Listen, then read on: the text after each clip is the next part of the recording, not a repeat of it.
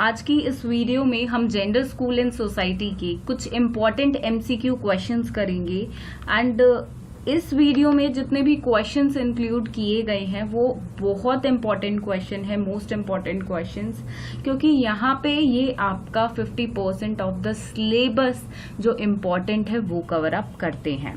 So let's begin with the video. Is which approach feminist theory incorporates postmodern and post-structuralist theory, seeing itself as moving beyond modernist polarities of liberal feminism and radical feminism। तो कौन सी theories हैं जो इन दोनों को, जो आपका post modern है इनके साथ और पोस्ट स्ट्रक्चरलिस्ट दोनों के साथ कॉपरेट करती हैं, फेमिनिस्ट थ्योरी बतानी है। देखिए यहाँ पे आपने प्री भी पढ़ी होगी, पोस्ट भी पढ़ी होगी, स्ट्रक्चरल भी पढ़ी होगी, मॉडर्निस्टिक नहीं है, तो तीनों के बीच ही एक तरह का कंफ्यूजन हो सकता है। बट यहाँ पे हम बात कर रहे हैं एक पोस्ट की। देखिए यहाँ पे दोनों वर्ड्स आए हैं पोस्ट से रिलेटेड, मतलब बाद के। प्री होता है पहले एंड पोस्ट होता है बाद वाला। तो यहीं से आइडिया आप लगा सकते हैं दैट द फेमिनिस्ट थ्योरी जो होगी वो होगी post modern feminism. And very important theories also, in depth study इनकी नहीं करनी है बिकॉज सिर्फ एमसीक्यू के हिसाब से इस बार आपको प्रिपेयर करना है। So let me select one pointer and we are marking the answer. Second one is your correct answer. Okay, coming to question number 2, which is what is radical feminism. देखिए different theories हैं feminism की, different यहाँ पे types की feminism की बात करी गई है। तो इट्स इम्पॉर्टेंट कि सभी पे क्वेश्चंस आप एक बार करें, एटलीस्ट सब टाइप के फेमिनिज्म जितने भी हैं वो होते क्या हैं। तो ये क्वेश्चंस यहाँ से स्टार्ट हैं, सेकेंड क्वेश्चन से, एंड सीरीज वाइज हम सभी करेंगे। What is radical feminism? First is, it is an assert that society is a patriarchy in which the class of men, all the obsessors of the class of women. Second is, it is aimed at establishing equal political, economic and society rights for transgenders. Both 1 and 2 बिल्कुल नहीं हो सकता है, fourth option नहीं होगा, क्योंकि 1 और 2 में से डेफिनेटली एक ना एक ऑप्शन है। अब देखिए रेडिकल का मीनिंग क्या होता है। अगर आपको रेडिकल का मीनिंग पता है, definitely you can crack this question. देखिए रेडिकल को हम हिंदी में उग्र भी बोलते हैं, अगर आप सब उस वर्ड से फेमिलियर हो। अदरवाइज सिंपल वर्ड्स में बताएं तो एक ऐसी चीज से रिलेट करना जो किसी की फंडामेंटल नेचर को इफेक्ट करती हो, तो दैट इज रेडिकल बेसिकली। तो आप फर्स्ट पॉइंट देखेंगे, it is an assert that society is a patriarchy in which the class of men, all the oppressors of the class of women. तो यहाँ पे ये बिल्कुल ठीक बैठ रहा है। एंड फेमिनिज्म की बात है तो वुमेन की ही बात की जाएगी, ना कि ट्रांसजेंडर्स की। यहाँ पे वुमेन वर्ड, वुमेन के लिए कुछ भी पॉलिटिकल हो, इकोनॉमिक हो, सोशल हो, बट वुमेन की बात नहीं की गई है, सिर्फ ट्रांसजेंडर्स की बात की गई है। एंड ऑब्वियसली अगर फेमिनिज्म है तो वुमेन की बात तो बिल्कुल होगी, नारीवाद है तो नारी के बारे में ही बात होगी। तो आपका आंसर 1 यहाँ पे करेक्ट है। देखिए थोड़ा सा दिमाग लगाना है एंड आपको क्वेश्चन में से ही आंसर मिल जाएगा। So this option is correct, first वाला आपका। Coming to next question, question number 3, again a type of feminism that is existentialist feminism। ये क्या होता है? It is an assert that society is a patriarchy in which the class of men, all the obsessors of the class of women। ये आपका था पिछला point. देखिए जब हमसे पूछा रेडिकल फेमिनिज्म क्या है, उसका आंसर है ये। अब आप सेकेंड ऑप्शन पढ़ेंगे, it emphasize concepts such as freedom, interpersonal relationships and the experience of the living as a human body। Third is both 1 and 2, जो कि नहीं हो सकता है इसका बिल्कुल answer, and none of these भी नहीं हो सकता है। एंड हमें पता है फर्स्ट वाले की जो डेफिनेशन है वो किसके बारे में है, वो है आपके रेडिकल फेमिनिज्म के बारे में। सो ऑप्शन 2 यहाँ पे आपका करेक्ट ऑप्शन है, this one. So option 2 in Hindi also. So it emphasizes concepts such as freedom, interpersonal relationship, and the experience of living as a human. This is the exact clear-cut definition what existentialist feminism is. Coming to question number 4, what is cultural feminism? अब feminism है, again women के बारे में होगा, ये चीज आपको ध्यान में रखनी है बिकॉज ऑप्शंस जो होंगे वो बहुत आपके देखिए मिलते जुलते होंगे एंड सेक्स पे जेंडर्स पे बेस्ड होंगे. सो मे बी कई बार रीड करते हुए हम कंफ्यूज हो जाते हैं. सो ऐसा नहीं होना है. कल्चरल फेमिनिज्म पूछा है, हम ऑलरेडी रेडिकल और एक्सटेंटियलिस्ट कर चुके हैं. अब है first option, it emphasize concept such as freedom, interpersonal relationships and the experience of living as a human body. अब देखिए यहाँ पे आप देख रहे होंगे कि जितने फेमिनिज्म करते जा रहे हैं उनकी डेफिनेशन अगले वाले में आ रही है. देखिए ऐसा ही होगा, एक क्वेश्चन आपका आएगा एग्जाम में भी और जो बाकी ऑप्शंस होंगे वो दूसरे के दे दिए जाएंगे, दूसरे टाइप के फेमिनिज्म के. क्यों? क्योंकि आपको कंफ्यूज करने के लिए. सो यहाँ पे अभी आप एक एक पढ़ते जा रहे हैं तो आपको क्लियर हो रहा है और आपको पता है ये पिछले ऑप्शन का आंसर था, इस वाले का नहीं होगा. बट एग्जाम में कोई एक या दो ही क्वेश्चन आएंगे. सो इट्स इम्पॉर्टेंट आपको सबकी डेफिनेशन, सबका मीनिंग पता हो, clear cut. Now let's read the second option, that is it is an assert that society is a patriarchy in which the class of men all the obsessors of the class of women. ये भी हम कर चुके हैं radical के अंदर.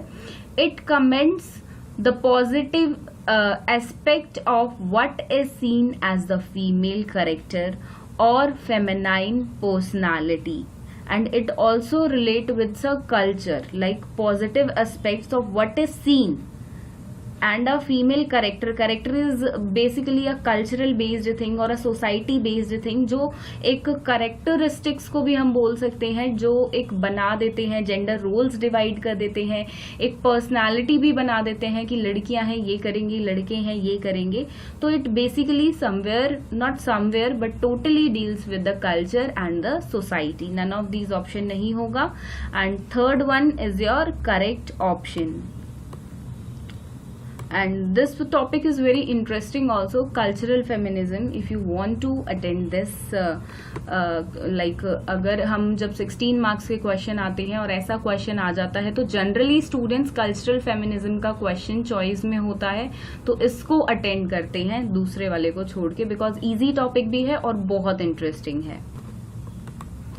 Now coming to question number 5, what is liberal feminism. अगर आपको लिबरल का मतलब पता है, लिबरल फेमिनिज्म आप इजीली पहचान लोगे चारों में से कौन सा ऑप्शन है. And the meaning of liberal is the one who is always ready to accept the ideas of others. जो एक मतलब हम बोलते भी हैं कि लिबरल बंदा है, लिबरल इंसान है, मतलब जो दूसरों के आइडियाज अपनाने के लिए हमेशा रेडी रहता हो, जो औरों के आइडियाज को या उनके बिहेवियर को, उनकी ओपिनियन को रिस्पेक्ट करता हो, तो that is a liberal type of person. तो लिबरल फेमिनिज्म क्या है? फर्स्ट ऑप्शन है an individualistic form of feminist theory which focuses on women ability to maintain their equality through their own actions and choices. Second is it comments the positive aspect of what is seen as a female character or feminine personality. ये female character वाला हम already कर चुके हैं. It emphasizes concepts such as freedom, interpersonal relationship and the experience of living as a human body. तो ये भी हम already कर चुके हैं. We know. अब देखिए जैसे जैसे करते जा रहे हैं हमें पता है कौन से वाला जो definition है या meaning है basically वो किस type के feminism का meaning है. Next, it is an assert that society is a patriarchy in which the class of men all the obsessors of the class of women. तो second, third, fourth option already we have done.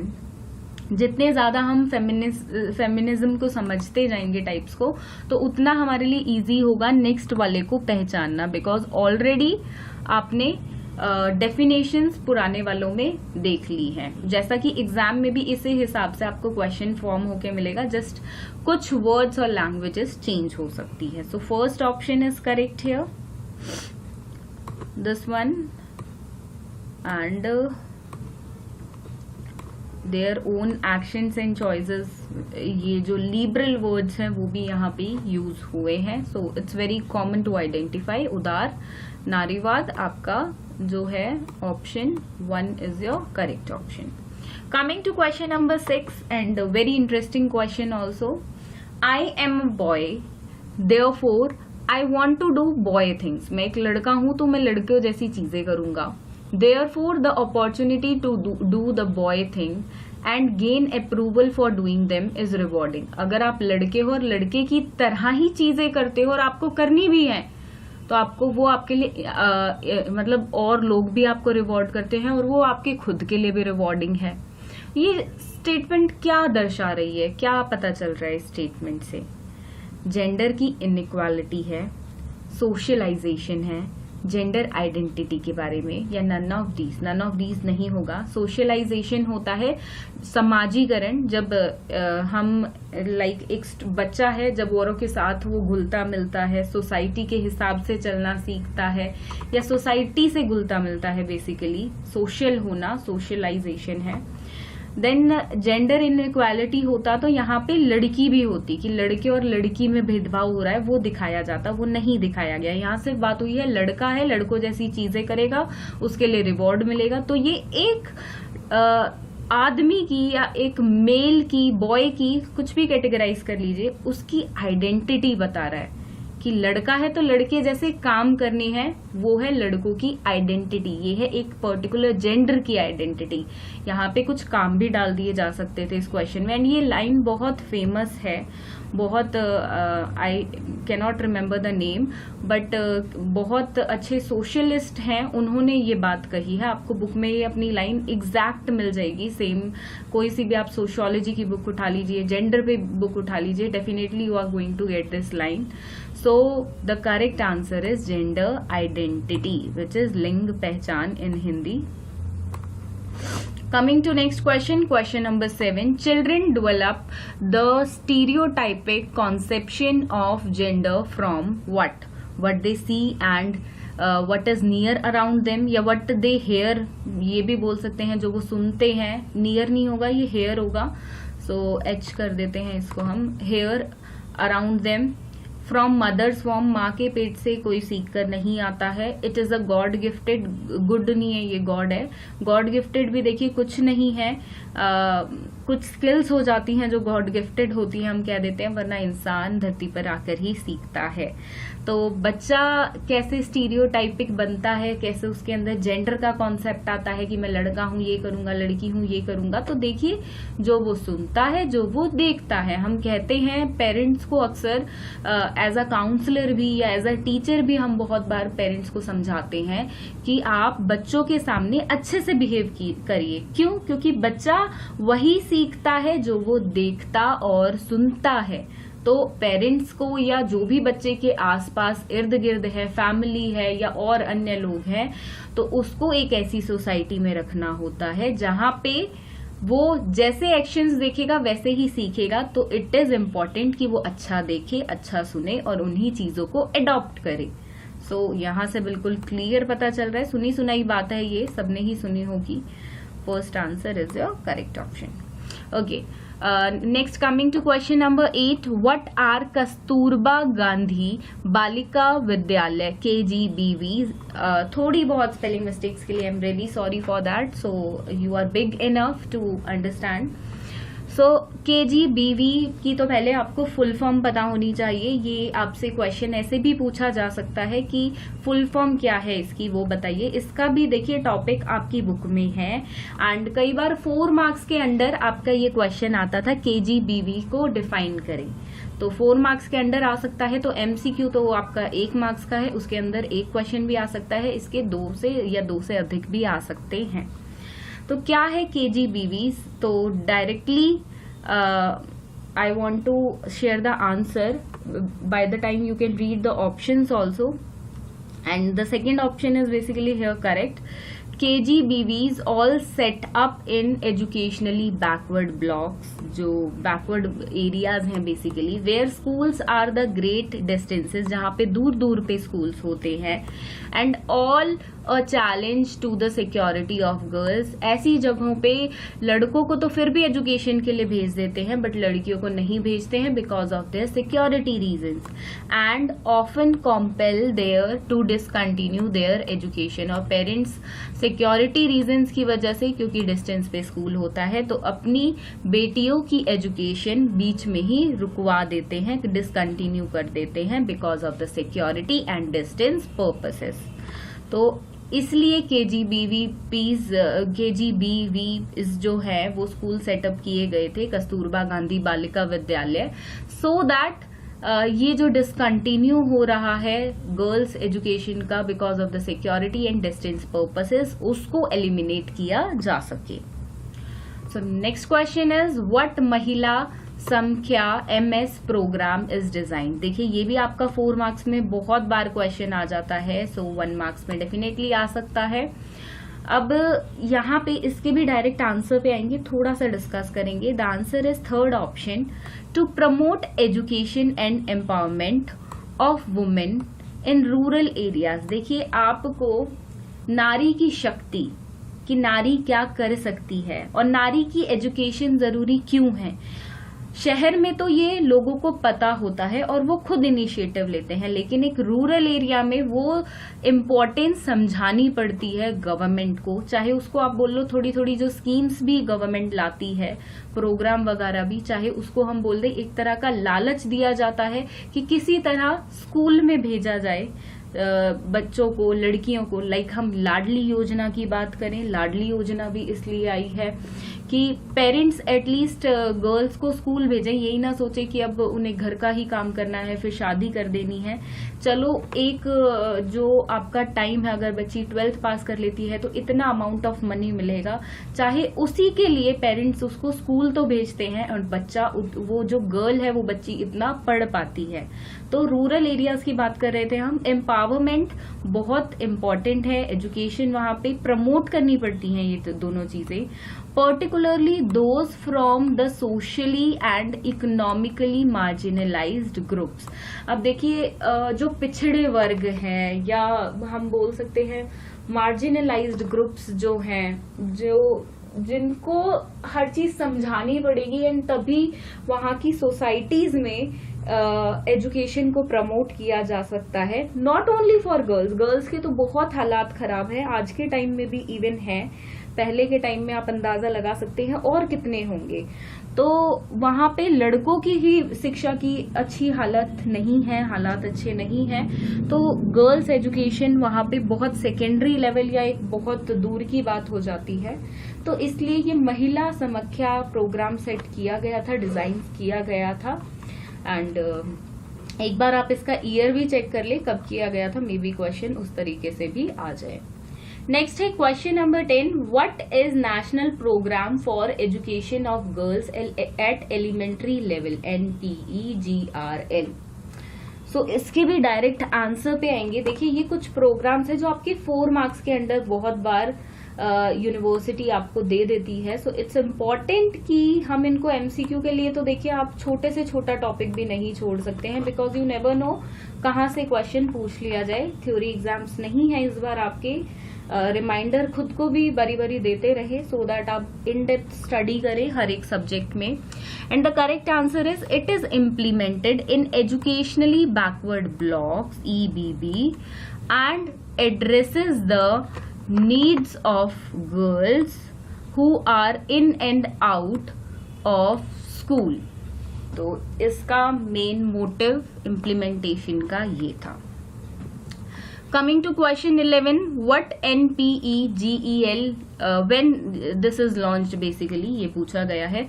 देखिए जितनी भी schemes programme किए हैं सबका आप year एक बार देख लें, सभी पे यहाँ क्वेश्चंस नहीं डाले हैं।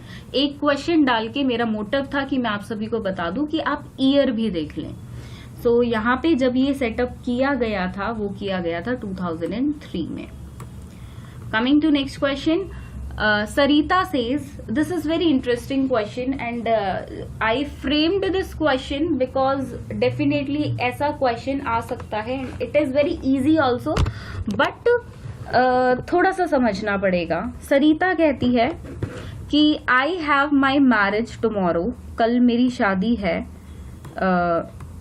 I need to pack all my stuff as I need to shift it to my in-laws house. जैसा कि आप इंडियन सोसाइटी में भी हर लड़की को मैरिज से पहले बोलते हुए देखेंगे कि मुझे तो पैकिंग करनी है. एक महीने पहले पैकिंग शुरू हो जाती है, बिकॉज एक लड़की जो बचपन से अपने घर पर रही है उसको अपना घर छोड़ के नाउ कहीं और सेटअप करना है, तो she needs to pack her many of the stuff and shift to in-laws house, मतलब उसके पति के घर पे उसको शिफ्ट होना है. तो ये एक कैसी सोसाइटी है? तो ये मैट्रियार्की सोसाइटी है. There is some error, let me correct it.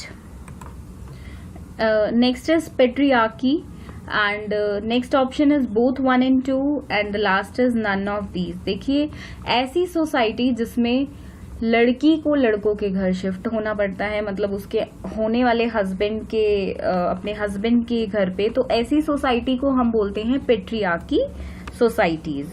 So the correct option is patriarchy. Coming to next question, question number 13. Who and when first organized protest against dowry? First is Council of Women in Hyderabad 1975. Second is Progressive Organization of Women in Hyderabad 1975. Third is Mahila Dakshita Samiti 1975. Fourth is Women Council Nagpur 1975. देखिए, यहाँ पे इस question में कुछ भी समझने वाला नहीं है. ऐसे क्वेश्चंस आपके लर्निंग बेस्ड होते हैं. And the correct option is here progressive organisation of women Hyderabad 1975. This is your correct option. I don't have a good pointer. Okay, next is question number 14. What is gender? This is not student. Let me correct it. I'll take a pause. Yes, the question is, what is gender studies? It is an interdisciplinary field that concentrates on the new scholarship in men's and women's studies. It is an interdisciplinary field that concentrates on the women studies in India. Third is both 1 and 2. Fourth is none of these. So the correct option is here, option 1. It is an interdisciplinary field that concentrates, just a second, yeah, that concentrates on the new scholarships in men's and women's studies. Option 1, this one. Question number 15. What is Arak movement? So directly इसके भी answer पे आएंगे हम. एक question ही आ सकता है आपको ऐसे टॉपिक्स का, ज़्यादा से ज़्यादा 2 आ जाएंगे. इससे ज़्यादा क्वेश्चंस आपको इस पे नहीं आएंगे, बट एक क्वेश्चन के लिए डेफिनेटली आपको प्रिपेयर्ड रहना पड़ेगा. नंबर ऑफ टॉपिक्स हैं. अगर आप यही सोचेंगे इस पर्टिकुलर टॉपिक से एक ही क्वेश्चन आ रहा है, so why should I study this? So don't do like that. You will not get good marks otherwise, so be prepared for each and every topic. So the correct option is option 1. It is being as a spontaneous movement against alcoholism in a remote village India, Dubaganta, supported by NLC in Nellore, adopted by the other districts of Andhra Pradesh. So this is your correct option, option 1. Next is what is anti rape movement, and first option यहाँ पे repeated है, आप देख सकते हैं. Answer पे आएंगे इसके भी सीधा. देखिए, एंटी रेप मूवमेंट ये 1977 में बिगिन हुआ था, शुरू हुआ था by the civil right groups following the incidents of custodial rape. जब इनकी बहुत ज़्यादा कस्टोडियल रेप्स जो थे वो बढ़ते जा रहे थे, तब एक मूवमेंट आया जो था एंटी रेप मूवमेंट. इन 1977 में ये स्टार्ट हुआ था. And very nice also. Okay, coming to question number 17 now. Which of the following factors are responsible for dowry? So economical factors, social factors, religious factors, biological factors. First option है all factors are correct. Second option है only option A, B, C are correct. Third option is only option B and D are correct.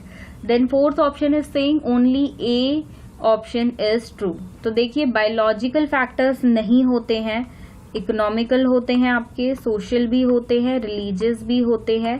तो जो correct answer है वो है option 2, only option A, B, C are correct. Coming to question number 18, in which pratha a widow sacrifices herself by sitting atop her deceased husband's funeral pyre.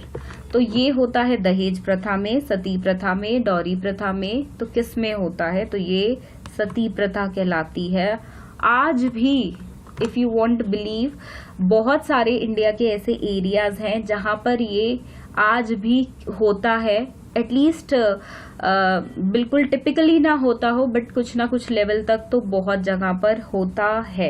I had not seen this, but you can read number of articles regarding this and you can talk to remote areas people, those who have shifted to metropolitan cities या those who are living over there, and you will find the real reality of the sati pratha that is working today also, and that's like very shocking for us. Now question 19, on which of the following basis women are discriminated in India? तो political basis पे भी होती है, economic basis पर भी होती है, social basis पर भी होती है. हर बेसिस पे women in India are still discriminated. So all of these is your correct option. Now last question, coming to question number 20, the 73rd and 74th constitutional amendments have provided what?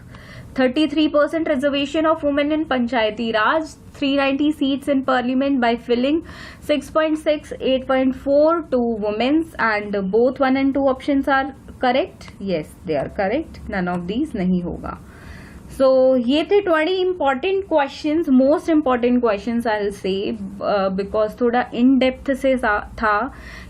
इससे पिछली video में हमने सिर्फ overview लिया था topics का, अब हम डीप में जा रहे हैं. एंड डेफिनेटली ऐसे ही क्वेश्चंस आपको मैक्सिमम देखने को मिलेंगे अपने एग्जाम में. So make sure you are going to have in depth study this time. Don't just have overview of each and every topic, just study beyond that. And all the best for your exams. If you need any kind of help, just let me know in the comment box. I will try to help you as much as possible. Thank you for watching this video, and do like this video and share it with your friend. And in last, just a single request, please subscribe to our YouTube channel. Thank you.